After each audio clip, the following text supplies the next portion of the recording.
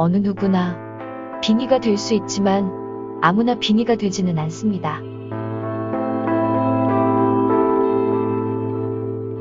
한번 빙의가 되기 시작하면 지속적으로 끊임없이 빙의된 상태에서 갈수록 악화되는 증상을 나타냅니다. 빙의는 어떻게 치료해야 할까요? 정성껏 천도제를 지내 그 혼을 달래 천도시켜 주어야 하며 빙의령이 떠난 공간을 철저하게 부숴 단단히 메우는 작업인 기치료를 받아 다시는 빙의 현상을 경험하지 않도록 치료해야 합니다.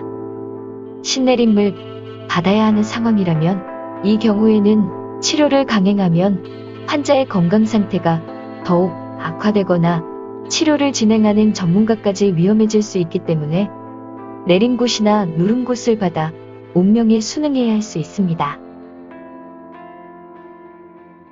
대체 빙의 현상은 왜 일어나는 것일까요? 어느 누구나 빙의가 될 수 있지만 아무나 빙의가 되지는 않습니다.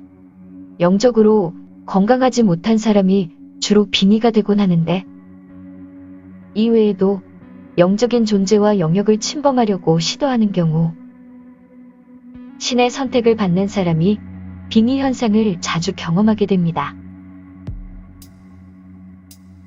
한번 빙의가 되기 시작하면 지속적으로 끊임없이 빙의된 상태에서 갈수록 악화되는 증상을 나타낸다는 것입니다.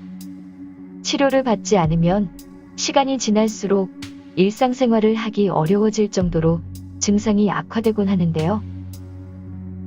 전혀 다른 사람의 모습으로 변하기도 합니다. 단순 빙의령에 의해 농락당하는 경우에는 빠르게 빙의령이 얼마나 몸속에 들어있는지 확인하고 각각 빙의령의 신분, 이름 등을 정확하게 파악해야 합니다. 만약 조상신이라면 정성껏 천도제를 지내 그 혼을 달래 천도시켜 주어야 하며 빙의령이 떠난 공간을 철저하게 부숴 단단히 메우는 작업인 기치료를 받아 다시는 빙의 현상을 경험하지 않도록 치료받아야 합니다. 신내림을 받아야 하는 상황이라면 문제는 증상들이 단순히 치료를 받아야 하는 것이 아니라 무조건적으로 받아들여야 하는 무병인 경우가 있다는 것입니다.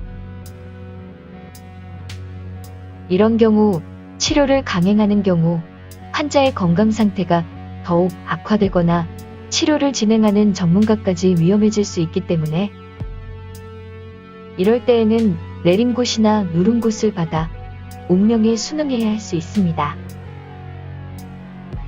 문제는 잘못된 판단으로 치료받아야 하는 빙의 현상임에도 종종 신내림을 받아 해가 망신하는 경우가 있다는 것입니다.